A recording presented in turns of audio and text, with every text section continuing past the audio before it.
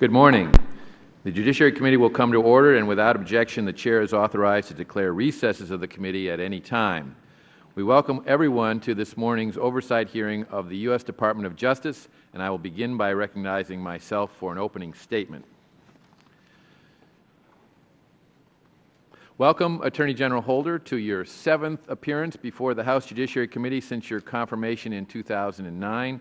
We are happy to have you here with us today.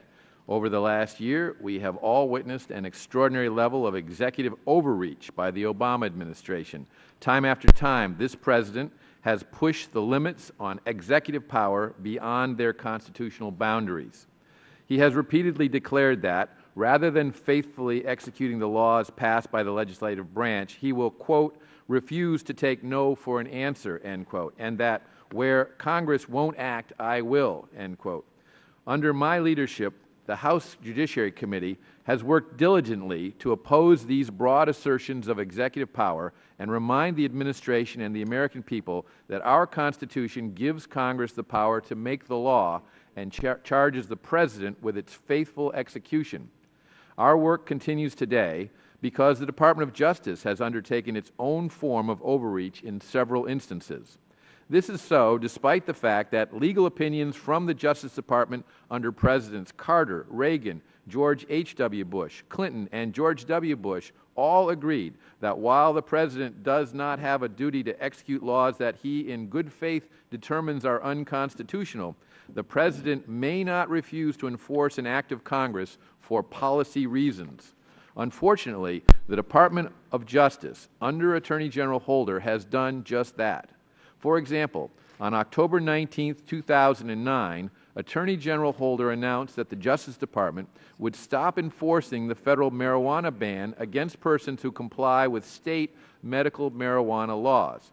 The Justice Department's decision not to enforce the Controlled Substances Act in states whose laws violate federal law is not a valid exercise of prosecutorial discretion, but a formal department-wide policy of selective non-enforcement of an act of Congress. On August 12th of this year, the Attorney General directed all federal prosecutors to decline to charge the drug quantity necessary to trigger a mandatory minimum sentence if a defendant meets certain criteria. The Attorney General's directive, along with contradicting an act of Congress, puts his own frontline drug prosecutors in the unenviable position of either defying their boss or violating their oath of candor to the court. Additionally, this Justice Department has continued to play fast and loose with federal taxpayer dollars. Every year since 1998, the Justice Department's Inspector General has compiled a list of the top management and performance challenges facing the Department, and every year since 1999, including this year, the issue of grant management has been included. Rather than learn from its mistakes over that 15-year period and act to effectively administer its more than 200 grants, the Department has made a number of concerning changes to some of these programs over the last year. This includes limiting the universe of grant applicants only to prior grant recipients under a number of its violence against women programs. This type of change smacks of cronyism, and it opens these programs up to potential corruption and malfeasance. It is also in direct conflict with Congress's intent when it created competitive grants, not to mention the Department's stated commitment to promoting new and innovative programs. Secondly, I am concerned that this administration has begun a profound change in how forensic science is studied and how standards are promulgated without congressional approval or oversight. The Justice Department has permitted the National Institute of Standards and Technology, or NIST, to establish brand new scientific area committees, which will replace the long-standing scientific working groups in forensic science that have operated for years under the Department of Justice and are the backbone of forensic science. We have learned that these new NIST committees are rewriting forensic standards without input from established SWIG forensics experts, contrary to congressional intent. Third, last summer, the Department of Justice announced that it would break from its tradition of having all public safety officers' benefits program claims reviewed by the OJP General Counsel's Office before an official approval or denial was made. Instead, the Department has delegated this important task to a PSOB counsel who reports to a political appointee.